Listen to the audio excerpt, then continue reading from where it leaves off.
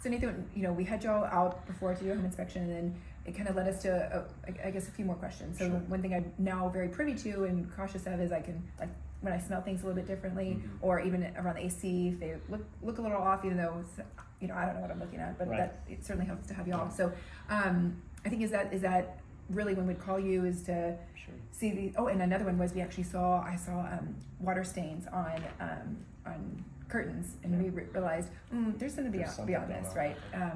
So that's kind of when I felt like we had to call y'all. Is that the right steps? Is that what somebody else should do? Is That's a reach great out question. then? Especially if you smell something musky in the air, Right. or if you're kind of getting lightheaded, or maybe a headache inside of a house, something like that. Those are all yellow or red flags in a house, absolutely. So that's a good time to do an assessment, but also to do some lab testing. Generally, with a mold assessment, you have two types, and I mentioned this in a previous question. You have two types of sampling that you do. So if there's clear visual issues in the house, we're going to do a swab sample at that location.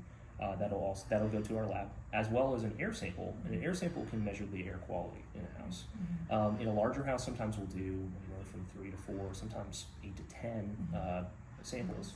Yeah. For a mold assessment, we include 3, so that's built into the cost. But sometimes there's a little bit more widespread concern in the house, and clients are freaking out about buying a house. So yes, it's a good idea. If we've got some musk, or if there's if it's warm, or if it feels kind of humid inside of the house, things like that.